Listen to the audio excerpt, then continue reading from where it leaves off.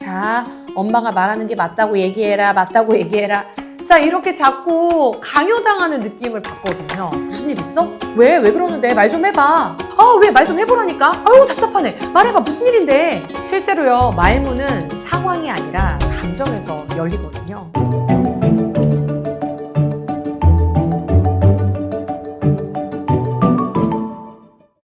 네, 방학이 시작됐습니다. 한 달 동안 어떻게 이 방학을 알차게 잘 보낼까? 아이 앉혀놓고 공부 계획표 세우셨죠? 그런데 이때 말하기 계획표도 같이 세우셨나요? 사실은요, 이 공부보다 말하기의 힘이 훨씬 더 중요합니다. 생각해 보세요. 아무리 지식이 많아도 이걸 말하지 않으면 아무 소용이 없어요. 그리고 표현하지 않으면 기회조차 주어지지 않는 경우가 정말 많거든요. 그래서요, 이번 방학 기간 동안 부모님께서 아이들의 말문이 트이게 하기 위해서 어떻게 도와주셔야 되는지 제가 5가지 방법을 알려드릴 테니까요. 이번 방학 동안 잘 한번 실천해 보시면 좋을 것 같습니다. 질문을 바꿔보세요. 이번 방학 기간 동안 어머님들이 질문을 바꾸기만 해도요, 아이의 말이 달라집니다. 첫 번째로요, 아이들의 생각을 꺼내게 하는 열린 질문을 하는 겁니다. 밥 먹었어? 숙제했니? 뭐 이런 질문 너무 익숙하시죠? 자, 그런데 이런 질문에 아이들이 뭐라고 대답해야 될까요? 응, 아니? 이거 말고 할 말이 없어요.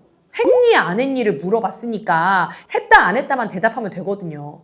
근데 그 안에 뭐 여러 가지 의견과 생각을 넣을 기회조차 주어지지 않는 질문, 이런 닫힌 질문을 그동안 하셨다면 이제부터는 아이들의 생각을 끄집어내는 열린 질문으로 바꿔보자는 겁니다. 했니, 안 했니가 아니라 넌 어떻게 생각하니? 이렇게 바꿔보는 건데요. 예를 들어 이번 주말에 할머니 집 갈 거야. 좋아? 안 좋아? 뭐 이렇게 물어보는 게 아니라요. 이번 주말에 할머니 댁 갈 건데 기차 타고 갈까? 넌 어떻게 생각해? 이렇게 물어보는 거죠. 그럼 아이들이 기차? 좋아. 나 기차 한번 타보고 싶었는데. 이렇게 대화가 이어질 수 있는 거잖아요. 그리고 두 번째는요. 왜 하고 몰아붙이지 마세요. 아이가 실수했을 때 왜 그랬어? 왜 그랬는데 말해봐. 라고 막 몰아붙일 때 있죠. 그러면 아이는 어떤 느낌이 드냐면요. 나를 막 추궁하면서 혼내는 느낌밖에 들지가 않거든요. 그러면 본능적으로 방어 기제가 이렇게 생길 수밖에 없습니다. 그럼 피해버려요. 몰라요. 기억 안 나요. 그냥요. 나도 모르게. 자, 그럼 더 이상 대화가 진전될 수가 없어요. 이럴 때는요. 왜? 라는 질문 대신에 무엇이? 어떻게? 라는 단어로 바꿔서 질문을 한번 해보세요. 왜? 무엇이? 어떻게? 겉으로 보기에는 비슷비슷한 질문처럼 느껴지실 수도 있어요. 하지만 다릅니다. 왜 그랬어? 라는 말은요. 아이가 했던 행동을 막 비난하는 것처럼 들려요. 그런데 무슨 일이 있어서 네가 이렇게 행동을 한 거야? 어떻게 하다가 이렇게 됐니? 라고 좀 부드러운 어조로 얘기하잖아요. 그러면 진짜 그 내면에 있는 이유를 들어보고자 하는 느낌이 들거든요. 그럼 아이들도 대화를 좀 더 유연하게 받아들일 수 있습니다. 그리고 세 번째는요. 아이의 마음을 제발 엄마 임의대로 단정 짓지 마세요. 가끔 이제 아이와 대화할 때 어떤 부모님들은 아이 편을 또 아이의 마음을 아는 척 하려고 또 그런 걸 좀 티내고 싶어서 엄마 네 마음 알아. 이런 거잖아. 그치? 맞지? 막 얘기해봐. 그런 거지? 이렇게 막 추궁하시는 분들이 계세요. 그럼 아이 입장에서는 어떻게 느껴지는 줄 아세요? 자, 엄마가 말하는 게 맞다고 얘기해라. 맞다고 얘기해라. 자, 이렇게 자꾸 강요당하는 느낌을 받거든요. 그럼 겉으로는 맞아요 라고 고개는 끄덕이지만 마음은 다칩니다. 엄마랑 말을 말아야지. 제발 아이의 이야기를 끝까지 좀 들어주세요. 그리고 오늘 뭐 했어? 이 질문 제발 하지 마세요. 오늘 뭐 했어? 사실 할 말 없을 때 이런 말로 시작하시잖아요. 아이가 뭘 했고 뭘 배웠고 또 그다음에 어떤 친구를 만났고 그거보다 사실 저는 뭐가 더 궁금하냐면 오늘 어떤 기분이었는지 어떤 생각을 했는지 어떤 감정을 느꼈는지가 실은 저는 더 궁금해요. 그래서 질문을 바꿔보자는 거예요. 오늘 뭐 했어? 라는 사실 보고형의 대화가 아니라 오늘 기분이 어땠어? 오늘은 감정 괜찮았어? 오늘은 기분 좋았어? 이렇게 아이들에게 감정을 묻는 대화 위주로 해주신다면 조금 더 아이가 깊이 있게 자신의 내면을 드러낼 수 있는 기회를 얻게 될 겁니다. 실제로요, 말문은 상황이 아니라 감정에서 열리거든요.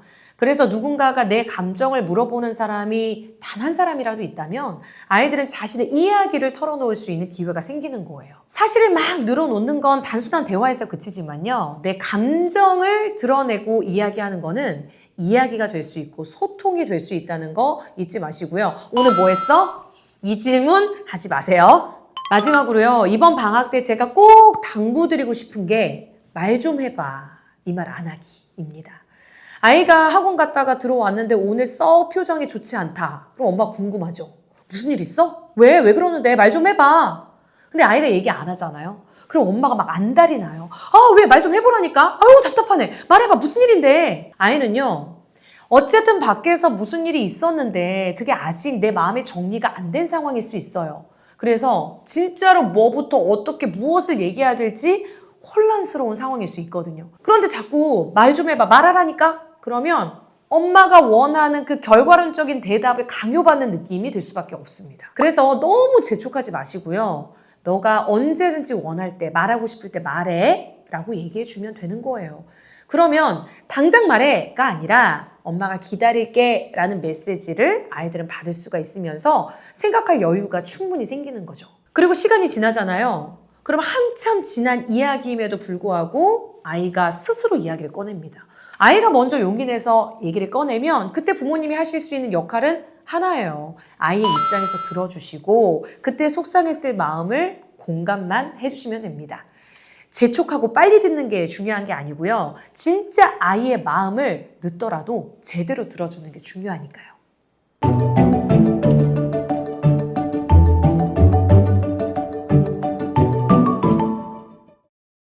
말하지 않는 아이는 할 말이 정말 없어서가 아니라 말할 분위기가 없어서일 수도 있습니다. 그래서 이번 방학 기간 동안에는요. 제가 알려드렸듯이 질문만 바꿔주세요.